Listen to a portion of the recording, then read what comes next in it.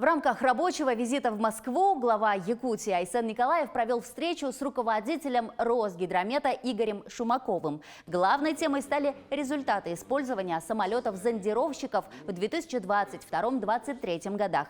Их основная задача – искусственное вызывание осадков. Эксперимент проводился над Центральной Якутией и охватил 13 районов. Итогом стало сокращение количества площадей пожаров на обработанных участках более чем в 30 раз. Подобную практику планируется применить и в следующем году, а также поделиться успешным опытом с другими регионами. Я считаю, что те работы, которые мы провели с вами в рамках исполнения поручения президента нашей страны и в 2022 году, и в 2023 году, они на самом деле себя хорошо показали. Реально я считаю, что это помогло, в особенности в этом году, серьезно снизить класс пожароопасности. Но более того, мы даже положительный такой эффект получили и по сельскому хозяйству. У нас в этом году впервые за многие годы как раз вопросы по заготовке кормов, в первую очередь сена для крупного рогатого скота, он выполнен. Вот эта технология, которая впервые проведена в вашей республике, по инициативе главы республики, да, она имеет свой положительный отклик. Безусловно, в этом очень трудном деле, каким являются лесные пожары, ландшафтные пожары, очень важен сам комплексный подход. Значит, должны, так сказать, все службы, которые работают именно в этой области, взаимосвязаны, одновременно, значит, с полным пониманием дел работать совершенно вместе. Также Айсен Николаев провел заседание Единого координационного центра по решению задач в рамках специальной военной операции. Центр, который был создан более года назад, выполняет все задачи всесторонней поддержки наших военнослужащих по самым разным направлениям. Важным звеном в этой работе являются опорные пункты, через которые проходит весь объем грузов, направляемых из республики в зону СВО. Эта работа признана одной из лучших и успешных практик среди регионов страны. На заседании были озвучены объемы переданного в зону СВО оборудования. Это 120 транспортных средств, в том числе квадроциклов, более 500 беспилотников, более 1500 тепловизоров, приборов ночного видения. Кроме того, республика поддерживает своих бойцов дополнительными объемами обмундирования и снаряжения. Еще одно из направлений, по которому Единый координационный центр ведет работу, это ремонтно-восстановительные работы в городе Кировская в ДНР. План этого года уже выполнен и уже пора начинать работы, запланированные на 2024 год, отметил глава Якутии. На этих кадрах отработка штурма опорного пункта противника с применением FVP-дронов. Сначала огневой удар по врагу с беспилотника, потом в сражение вступают разведчики. Все действия максимально приближены к боевым. Вот на поле боя выдвигается квадроцикл «Сокол». Его главная задача – вывоз раненых. Давай, пошел! Но также на машины устанавливают различные орудия. Это минометы, гранатометы, противотанковые комплексы. В такой комплектации якутская разработка уже успешно применяется в реальных боевых действиях. Что позволяет поражать противника, не покидая техники. И когда позволяет нам местность, соответственно, мы это делаем еще все в движении.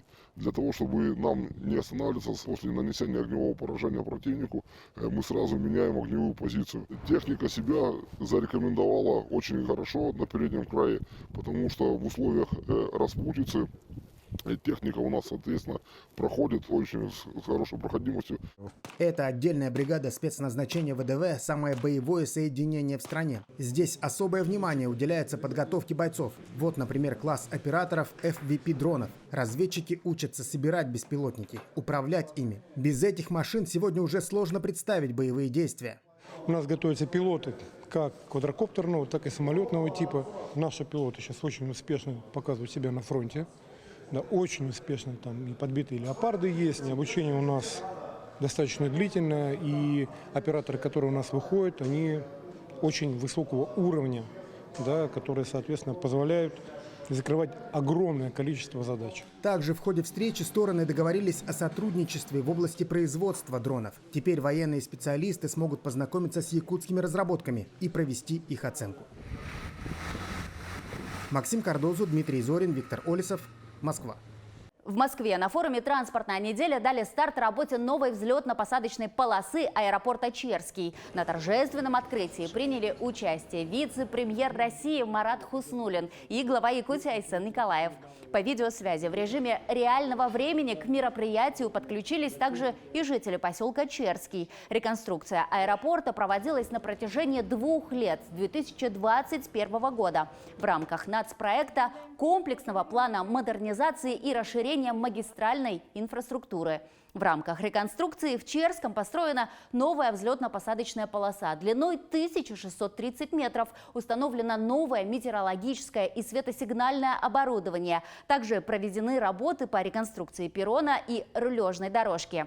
Аэропорт находится на паводкоопасной территории. В 2018 году он был частично затоплен. Поэтому обустройству водоприемных и водоотводных каналов, укреплению береговой части уделено особое внимание. В день открытия аэропорта на новую взлетно-посадочную полосу совершил посадку самолет авиакомпании «Якутия» впервые после 2-летней реконструкции. Аэропорт Черский стал 9-м по счету аэропортом, который обновили в нашей республике в рамках данного нацпроекта. 2 года люди из Черского через Среднеколымск добирались на вертолетах до Якутска. До этого каждое половодье аэропорт закрывался, очень долго приходил уже на долгий срок в негодность. Сейчас, после прекрасной работы, с которую проделали строители, которым огромная благодарность, и Ространсмодернизации, которая это все курировала, у нас появилась на самом деле дорога жизни, воздушная. Поэтому огромное спасибо, и будем дальше делать, чтобы и в других населенных пунктах такие же аэропорты появлялись. Сейчас, Марат Шахизянович, в Черском 2 часа ночи, минус 20 градусов и ветер под 10 метров в секунду. Видите, сколько людей собралось, чтобы вместе с нами разделить вот этот огромный для них большой праздник. Огромное вам спасибо. Нижняя Колыма, Черский приветствует вас! Очень важно строить малые аэропорты. Надо вообще в стране авиацию максимально развивать. Поэтому я, пользуясь случаем, хочу сказать огромное всем спасибо и руководителям регионов, и Якутскую, и Якутии. Я лично знаю, Айсен Сергеевич, он лично занимается всеми вопросами строительства. Спасибо всем, коллеги. Это наш павильон «Земля Олонхо». В течение 5 месяцев можно прийти сюда и узнать о культуре и традициях народа Саха. Но сегодня, в день презентации Якутии на выставке «Россия», мероприятия, связанные с нашей республикой, идут буквально на всех площадках этого невероятного международного форума. Начался день с презентации мультфильмов «Току» и «Айтал и волшебная сила». Не секрет, что Якутия сегодня лидер в России по кинопроизводству. Но для многих стало открытием, что у нас в республике активно развивается и анимация. То есть если «Току» у нас рассчитан на дошкольников до 7 лет, да, то «Айтал и волшебная сила» — это уже для младшего школьного возраста, так скажем. У нас же в планах запустить детский телеканал под названием «Току». Наверное, мы единственная телекомпания в стране, которая делает свои мультфильмы. Также в рамках форума прошла презентация будущих 8-летних спортивных игр «Дети Азии». Соревнования состоятся в Якутске и станут самым масштабным международным спортивным событием страны в 2024 году. Они объединяют юных спортсменов из 25 стран, и к ним приковано особое внимание. И об этом сегодня пойдет речь, о роли игр «Дети Азии» не только для республики, а в целом для подготовки спортивного резерва, для подготовки спортсменов в призме страны, и не только страны, а на всем азиатском континенте, потому что сегодня игры «Дети Азии» — это такой межкультурный, международный проект.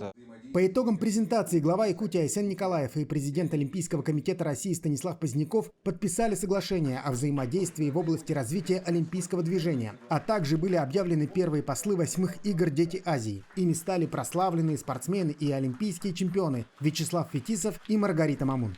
Мне очень было радостно сейчас на презентации видеть знакомые лица, знакомые кадры. Я сама наполовину бенгалка, и я надеюсь, что делегация Бангладеша тоже, возможно, приедет. Я им напишу, чтобы они приезжали. То есть Азия в моей крови, поэтому для меня большая честь быть послом. Я, конечно же, желаю продуктивной и успешной подготовки и, конечно, проведения соревнований.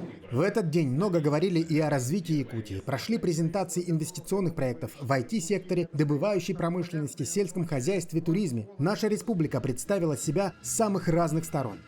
Одним из самых ярких событий Дня Якутии стало массовое исполнение песни «Русский танк Алеша», посвященной подвигу прославленного экипажа. На главной уличной сцене выставки форума выступил известный вокалист Юрий Кононов в сопровождении ансамбля песни и пляски ракетных войск стратегического назначения «Красная звезда». Герои-танкисты также присутствовали во время исполнения.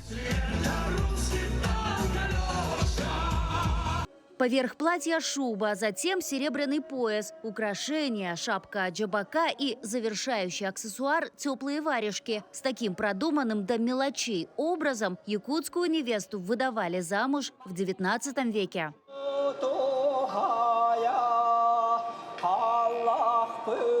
А вот как церемония бракосочетания проходит в наши дни. Под марш Мендельсона на сцену вышли Жанна и Владислав.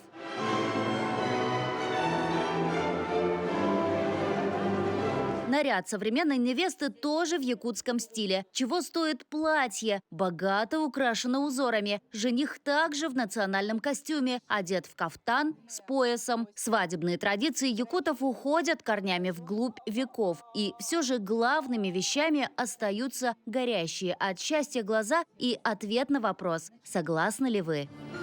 Да, согласен. Прошу ответить вас, невеста. Да, согласна.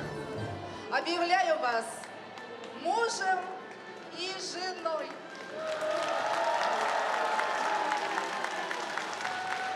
Мы очень большие молодцы с Владиком, что мы стойко это выстояли, потому что это действительно волнительно. На всю Россию объявляют нас мужем и женой. Ой, я до сих пор волнуюсь. Жанна – актриса театра и кино. Владислав – режиссер телеканала «Якутия-24» и кинопродюсер. Паре было важно заключить брак в русле традиций. Оба они свято чтят и берегут якутские обычаи. 4 года подряд состояла в топ завидных невест. Но теперь я обрела счастье. Да, я муж. Все, ты муж. Все. Новоиспеченные муж и жена Жанна и Владислав Федоровы. Ребята стали первой парой, которая зарегистрировала свой брак во время работы Международной выставки «Россия». И той парой, которая открыла череду следующих национальных свадеб. Выставка продлится на ВДНХ до 12 апреля 2024 года. В течение 5 месяцев на сцене 75-го павильона узами брака свяжут себя и пары из других регионов страны. Айсена Бурнашова, Григорий Хлопков, Виктор Олесов. Москва. Это был дайджест новостей из Москвы. Смотрите наши выпуски и будьте в центре самых ярких событий. До свидания.